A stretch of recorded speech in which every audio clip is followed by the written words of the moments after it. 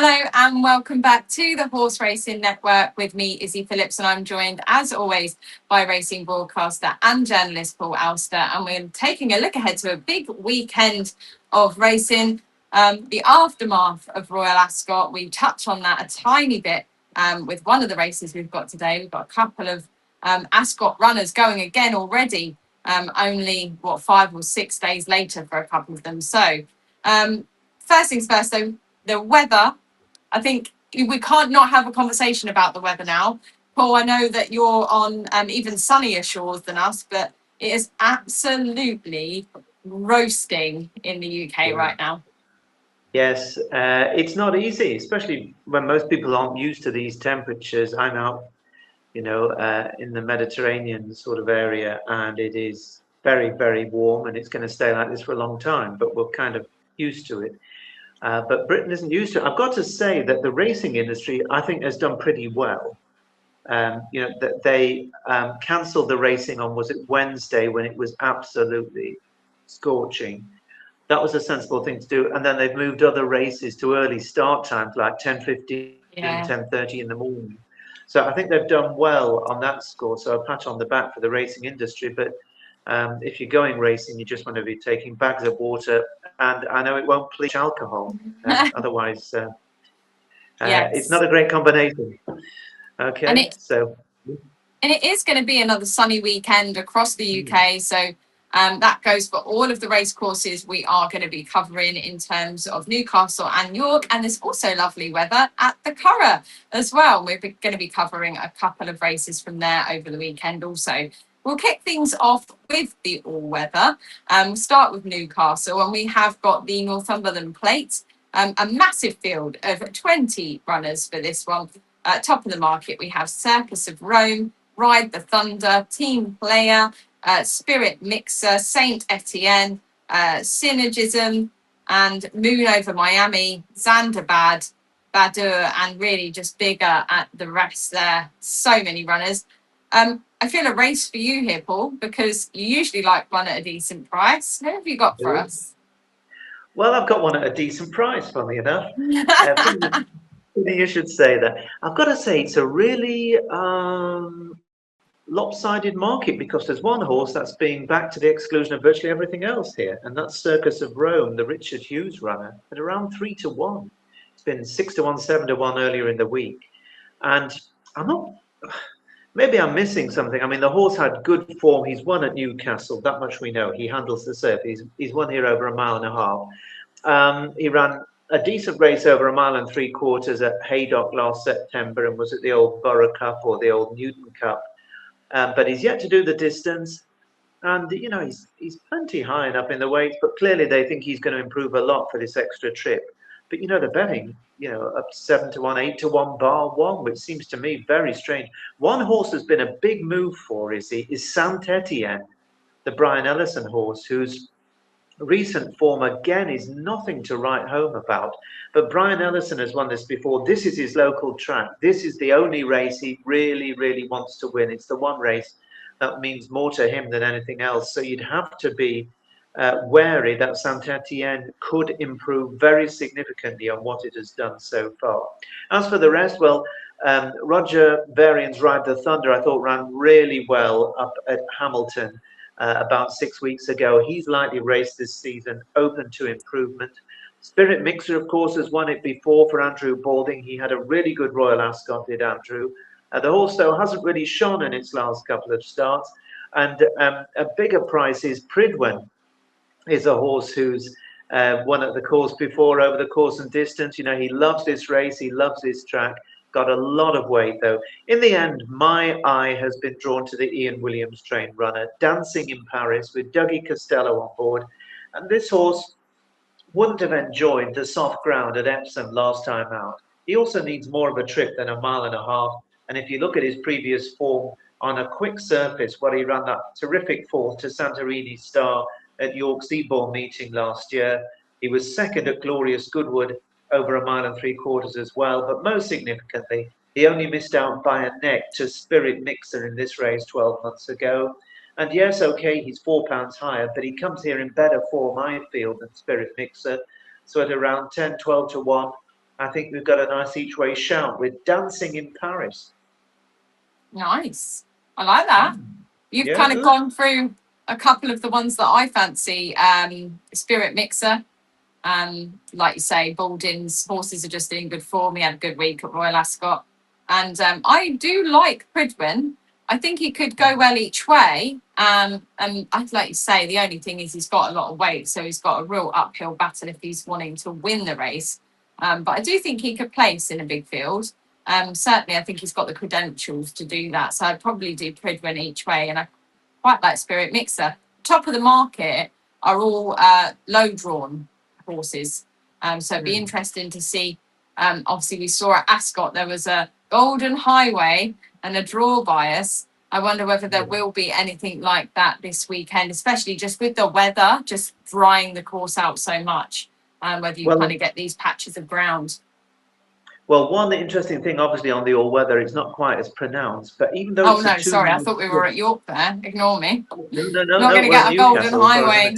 But the point stands, the point stands about the draw, even over 2 miles at Newcastle, because if you're in a big field and posted wide, you know, you're going to be running quite a little bit further, and you'd want your horse to be, you know, probably not drawn worse than 12, 13 at the most of the 20.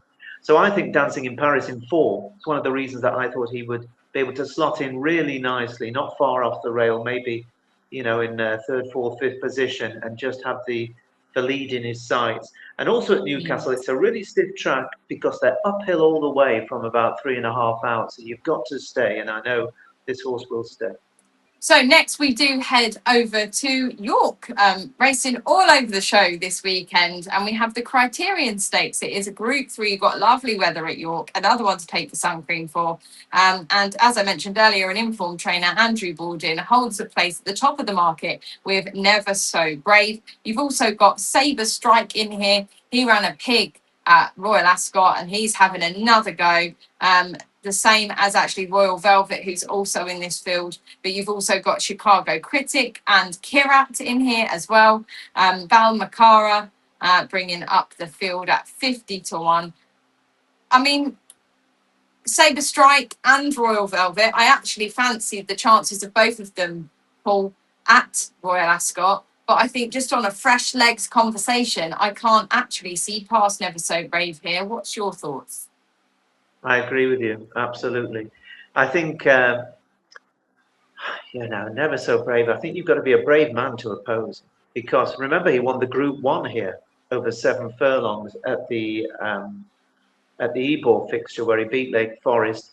Okay, he got beat by Ten Bob Tony at Epsom, but that form's been franked by the winner winning a Group 1 since. And the going at Epsom that day was softer than Never So Brave would have liked.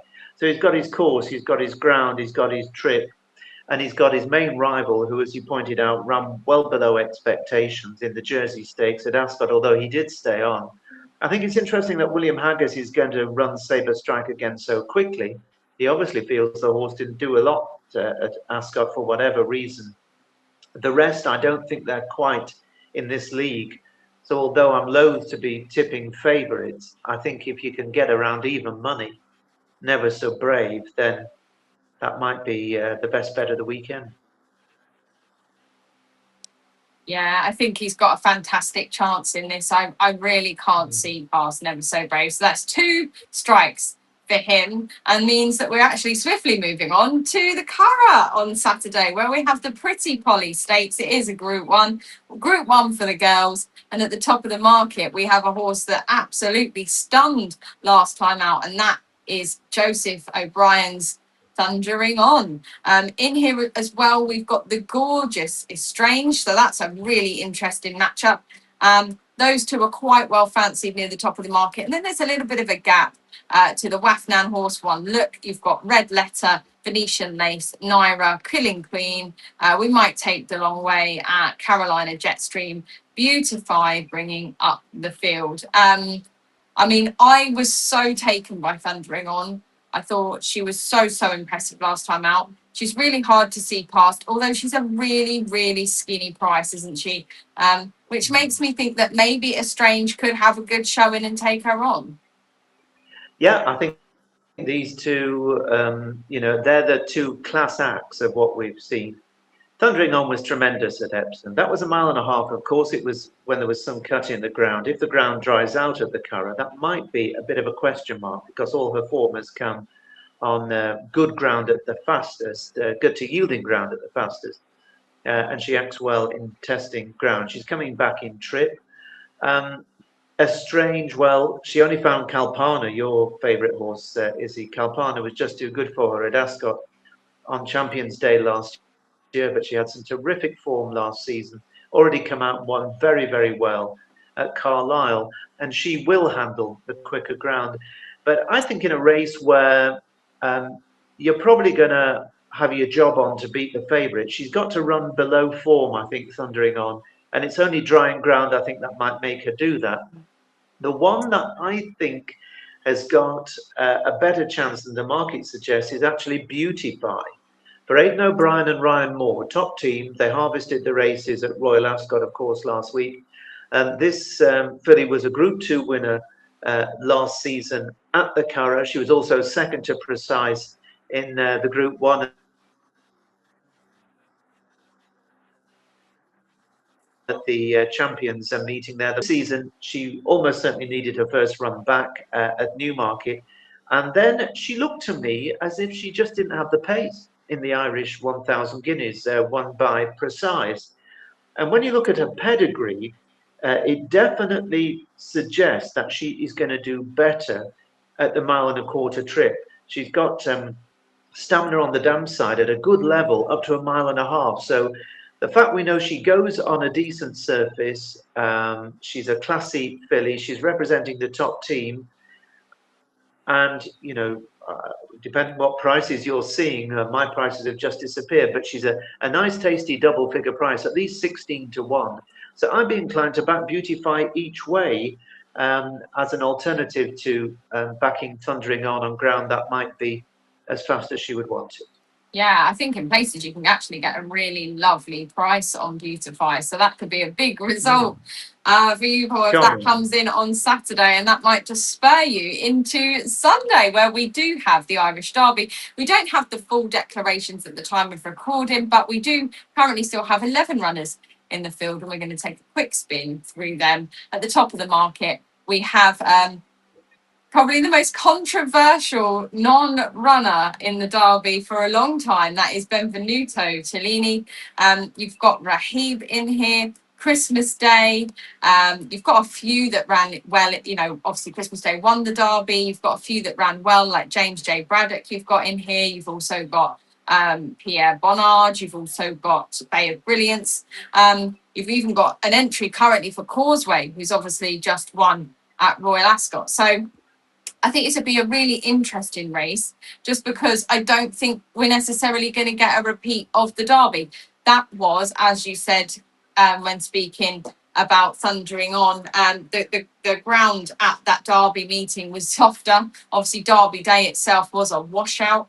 And this is going to be firm ground that you're going to get in Ireland on Sunday. So I just can't see the same result happening again. I don't know whether I fancy Benvenuto Cellini. I don't know whether it was just a poor run on ground that didn't suit him, and obviously the leg up in the stall having somewhat of an impact. Rahib looks an exciting horse, got some form on good ground. Well, who do you like here? Well, first of all, the point you make about Benvenuto Cellini is significant, because here we've got a horse who, you look at the form book, and he didn't run in the Derby according to the form book, and that is bizarre. It is ridiculous. And the decision that the stewards made that day was probably, I think, the worst decision that I've seen on a race course, and I've been going to the races and involved as a boy and a man for a very, very long time. It really is right up there with the worst decisions, because they made a real rod for their own back for future decisions on non-runners. I mean, he ran a proper race in the Derby. He did the full mile and a half. He was driven along over 2 hours. He might bounce back. Christmas Day won fair and square on the day, but as you pointed out, it was a weird derby. On soft ground, it was a slog. It was one of the slowest derbies since Tenoso won back in 1983 under Lester Piggott for Jeff Ragg. And whether James J. Braddock, who was third, or the horse that I backed each way that day, just scraped the each way money for me, Bay of Brilliance. I could see him getting closer to Christmas Day, but I think the one that is the potential dark horse in the race is Rahib for Owen Burrows. First of all, for me, Owen Burrows, pound for pound, is the best trainer in Britain. And that's even taking into account the Gosdens and loads of other top trainers, George Bowie these days. I just think Owen Burrows is marvellous. And he places his horses so well. He doesn't tend to send them out onto missions that they have no chance in. This horse has only run twice, and then to send it to an Irish Derby is a huge statement in itself. A really pleasing winner on debut on soft ground at Ascot last season, and then one run this season where it won the Derby Trial by over 3 lengths at Sandown, the classic trial, over a mile and a quarter. It's bred to stay this trip.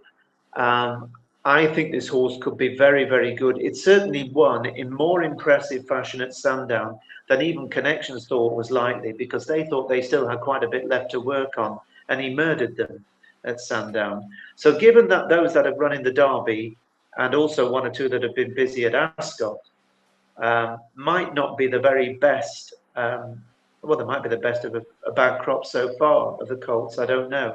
I just think Rahib is the one whose ceiling we don't know if it has been reached. And because of that, Rahib is the one that I'd be with to win the Irish Derby on Sunday. I agree. And I like the idea of the fresh legs as well. That was, like you say, it was a hard derby. It was a real slog, especially at the end. So I do think that Rahib has got the best chance. We've agreed on a couple actually today. Never So Brave and Rahib, and potentially even the chances of a few others as well. But that is all we've got time for. We will be back again next week to preview the weekend's racing, and we'll see you then.